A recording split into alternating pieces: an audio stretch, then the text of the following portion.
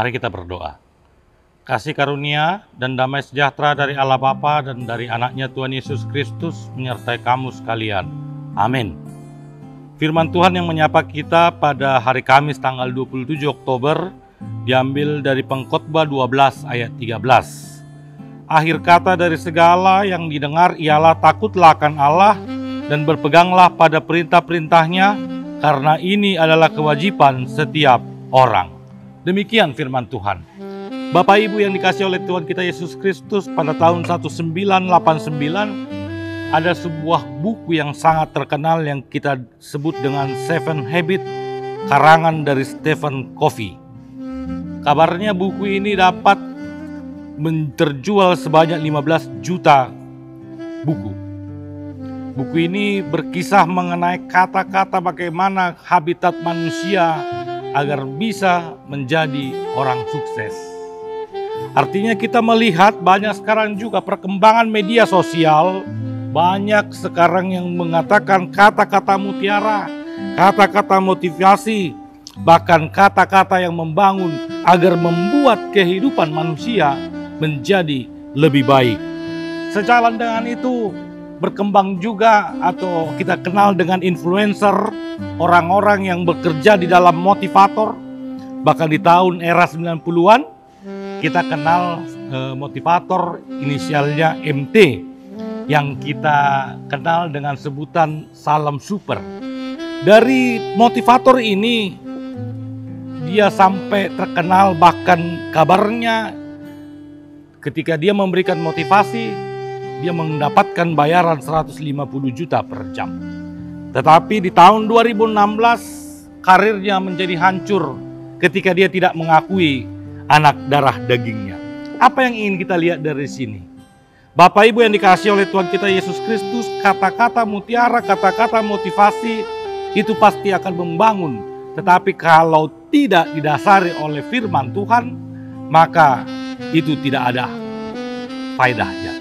Itu mengapa di dalam Pengkhotbah dikatakan akhir kata di sini adalah kata-kata mutiara, kata-kata pembangunan, kata-kata motivasi. Akhir kata, apapun akhir kata dari kata-kata motivasi itu, kalau tidak didasari oleh takut akan Allah, maka itu semua tidak ada gunanya.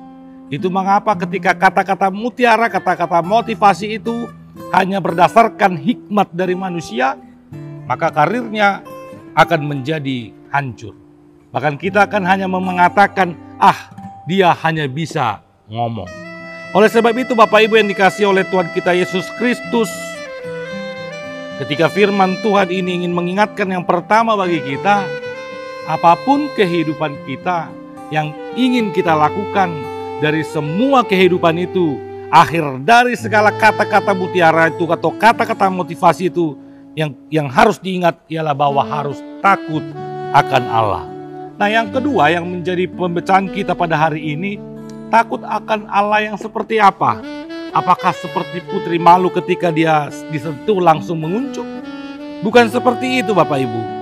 Mungkin ilustrasi yang gampang seperti ini. Setiap keluarga pasti memiliki aturan. Tidak ada keluarga yang tidak ada aturan di dalam rumah mereka. Ada aturan dari keluarga, misal contohnya di dalam keluarga itu dikatakan mulai jam 7 malam, pokoknya apapun yang terjadi harus makan malam bersama.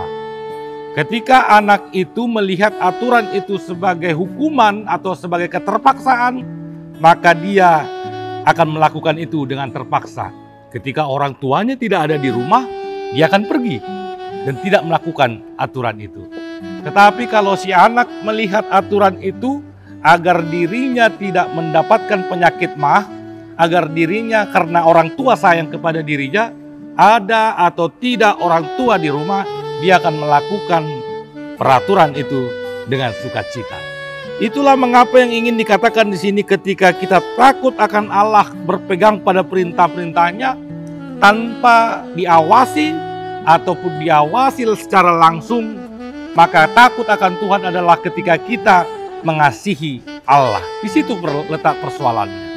Ketika kita mengatakan bahwa saya adalah takut kepada Allah karena bentuk perintah Allah itu adalah untuk menjaga saya agar saya tidak berdosa, maka saya melakukan perintah itu agar saya bisa hidup di dalam kehidupan ini dengan penuh sukacita. Maka yang kedua yang ingin dikatakan, takutlah akan Allah, maka kamu akan melakukan perintah-perintahnya. Takut akan Allah di sini adalah bagaimana usaha kita di dalam menjaga kehidupan ini. Itu adalah terlepas dari usaha Tuhan. Karena itu, takutlah akan Tuhan itu adalah bentuk kasih kita kepada Tuhan, karena Allah telah lebih dahulu mengasihi kita. Amin. Mari kita berdoa. Terima kasih Tuhan, kami telah diingatkan melalui firman-Mu bahwa di dalam setiap kehidupan ini harus memiliki rasa takut kepada Tuhan, yaitu bahwa rasa takut ini karena kasih Tuhan akan hidup kami, bahwa perintah itu agar kami tidak jatuh ke dalam dosa. Kami bisa menjadi orang sukses dengan kata-kata mutiara atau motivasi, tetapi di akhir kata-kata itu kami tetap harus takut dan tunduk di dalam kehidupan kami kepadamu. Inilah doa kami, di dalam nama anak-Mu Tuhan Yesus Kristus kami berdoa dan mengucap syukur. Amin. Anugerah dari Tuhan kita Yesus Kristus dan kasih setia dari Allah Bapa, persekutuan dari Roh Kudus menyertai kamu sekalian. Amin. Selamat beraktivitas Bapak Ibu. Covid belum berakhir. Tetap setia memakai masker, rajin mencuci tangan, dan menjauhi kerumunan. Selamat beraktivitas Bapak Ibu sekalian.